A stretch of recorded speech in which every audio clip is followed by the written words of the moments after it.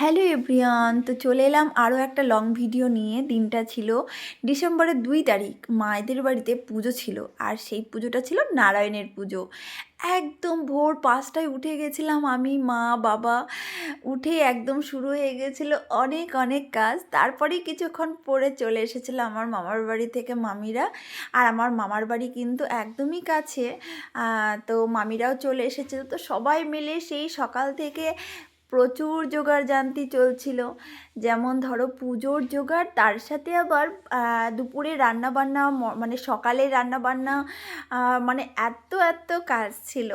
তো সত্যি বলতে কি এত এত এনজয় করেছি। এদিকে 11টার মধ্যে আমাদের পুরোহিত মশাই চলে এসেছিলো।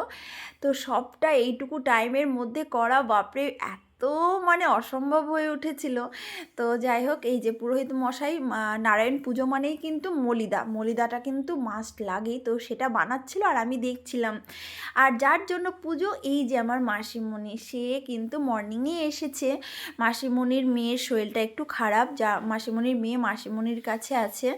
তো মাসিমণির করোনা হয়েছিল, তো সেই জন্য আমার মা মানসা করেছিল যাতে আমার বোন ভালো হয়ে যায়। তো দেওয়াই হচ্ছিল না, একের পর এক বাধা, যেহেতু আমাদের হিন্দু সমাজের মধ্যে চলতেই থাকে, তো দেওয়াই হচ্ছিল না। তো এইবার হুটপাট করে হয়ে গেল। আর এইদিকে আমার দিদুনকে তো তোমরা দেখলেই, আমার ওটা আমার দিদা। আর এইদিকে আমার মামি খুব রান্নাবান্নায় ব্যস্ত, আর আমার বাবা মর্নিংয়ের ঘুগনি মুড়ি খাচ্ছে।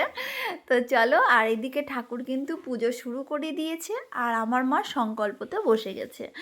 সত্যি বলতে কি জানো তো, এই নিজেদের পরিবারের সবাই একসাথে দেখা তখনই হয় যখন কোনো অনুষ্ঠান হয়, তাই না? যেমন মায়েদের বাড়িতে আজকে যেমন পুজো ছিল, তো সবাই এসেছিল একসাথে, ভীষণ আনন্দ হয়েছে, মজা হয়েছে। খুব ভালো লাগে সবাই যখন একসাথে হই। অনুষ্ঠান ছাড়া তো একসাথে হওয়াই যায় না। আর এই দিকে রান্নাবান্না, পুজোর জোগাড় মোটামুটি প্রায় দেখলে তো হচ্ছে। এদিকে একটা মামি পায়েস বানাচ্ছে, আর আমার একটা দায়িত্ব পড়ে গেছে, যেটা এইটা দিয়ে আমাকে পনিরটা কাটতে হবে। আর আমার এত মানে ভাবছি যে এটা দিয়ে কী করে পনিরটা কাটবো, মানে আমার এটা দিয়ে পনির কাটার মানে অভ্যাসটা একদমই নেই। তো চলো, তাও হ্যাঁ, এরকম জিনিস দিয়ে আমি সবজি কাটি, কিন্তু পনিরটা আমি ছুরি দিয়ে কাটি। তো সেটা মার কাছে আমি পেলাম না, মা খুঁজেই পেলো না। তো আমি বললাম যে চলো এটা দিয়েই কেটে দিচ্ছি। রান্না প্রায় শেষের মধ্যে ছিল, পনিরটাই ছিল কিন্তু লাস্ট।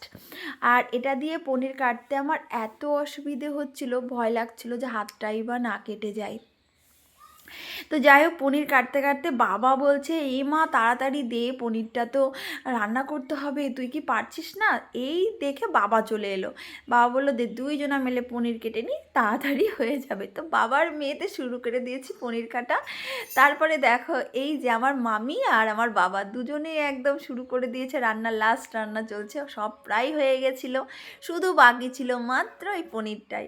এদিকে পুজোর কাজও কিন্তু প্রায় শেষের মধ্যে, পুজো কমপ্লিটের মধ্যে। এত আনন্দ করলাম সেই দিনটা। তারপরে একের পর এক সবাই মিলে দুপুরের খাবার খাওয়া শুরু হয়ে গেছিলো।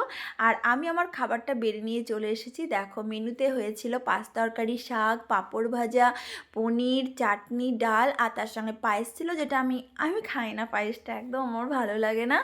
তারপরে আমার মাসিমণি মর্নিংয়ে এসে আবার সন্ধ্যায় কিন্তু বাড়ি, মানে ইভিনিংয়ে বাড়ি চলে যাচ্ছিল, কারণ তার মেয়ের শরীরটা ভালো না, তো সেই জন্য চলে গেল। আর সন্ধ্যাবেলায় খুব আড্ডা হলো, আর রাতেও ভীষণ আনন্দ হয়েছিল। রাতেও সবাই খাওয়া দাওয়া করে বাড়ি ফিরে গেল।